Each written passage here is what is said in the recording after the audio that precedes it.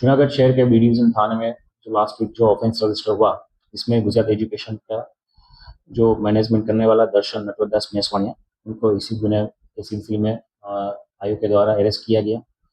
Court में पेश करने के बाद 4 दिन के रिमांड मिले। रिमांड के दौरान इन्वेस्टिगेशन ऑफिसर ने गुजरात एजुकेशन नाम की जो ऑफिस है वहाँ से 300 से 400 की नंबर्स में जो स्टूडेंट्स हैं उनके डॉक्यूमेंट बरामद किए गए। फिनो बैंक के 150 से ज़्यादा किट, 100 से ज़्यादा वीआईपी सिम कार्ड और अलग अलग लैपटॉप और कंप्यूटर में इनका जो इस्तेमाल किया जाता था उनको इन्वेस्टिगेशन के लिए बरामद किया गया। दूसरा, ये जो एक्यूज दर्शन मेसवाणिया है, एक फिनो पेमेंट बैंक में बीसी की पोस्ट पे बिजनेस कंसल्टेंट सेंटर था उनके पास, और पर अकाउंट ऑपरेट करने का उनको 50 रुपया चार्ज मिलता था।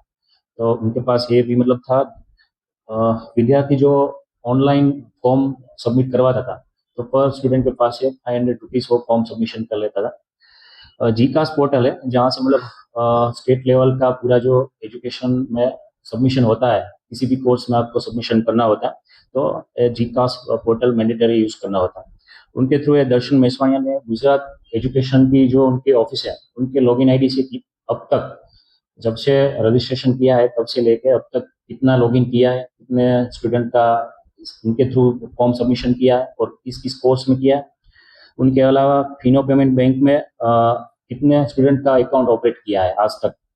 तो इनके अलावा जो समाज कल्याण डिपार्टमेंट है वहाँ से फिनो पेमेंट बैंक में कितने स्टूडेंट की स्कॉलरशिप क्रेडिट हुई है, इसी दिशा में अभी इन्वेस्टिगेशन ऑफिसर का इन्वेस्टिगेशन जारी है। ये सारी डिटेल्स है जीकास पोर्टल, फिनो पेमेंट बैंक और समाज कल्याण डिपार्टमेंट वहाँ से मंगाई है।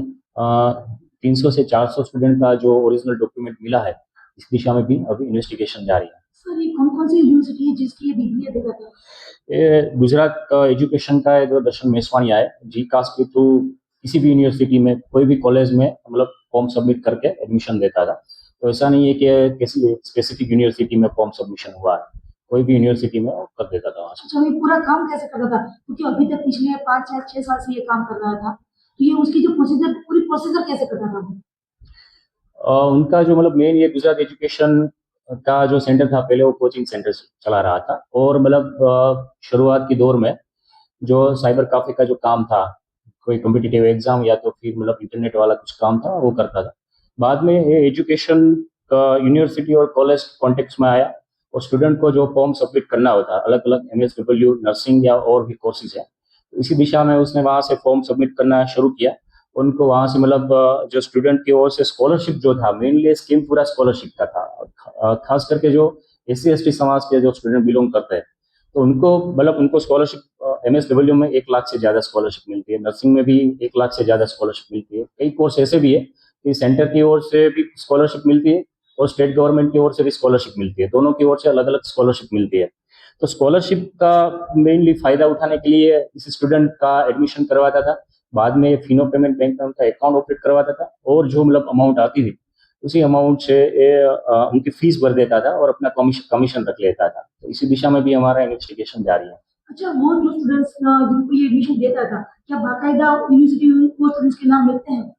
वो अभी इन्वेस्टिगेशन जारी है कि मतलब जितने भी स्टूडेंट का 300 से 400 जितना डॉक्यूमेंट लिया है आयोग ने, तो उसी दिशा में अभी जा रहा है कि ये स्टूडेंट वहाँ पे उनका अटेंडेंस का किस तरीके से हो रहा था और फिजिकली उनका हाजिर था कि नहीं था, वो दिशा में इन्वेस्टिगेशन जारी है।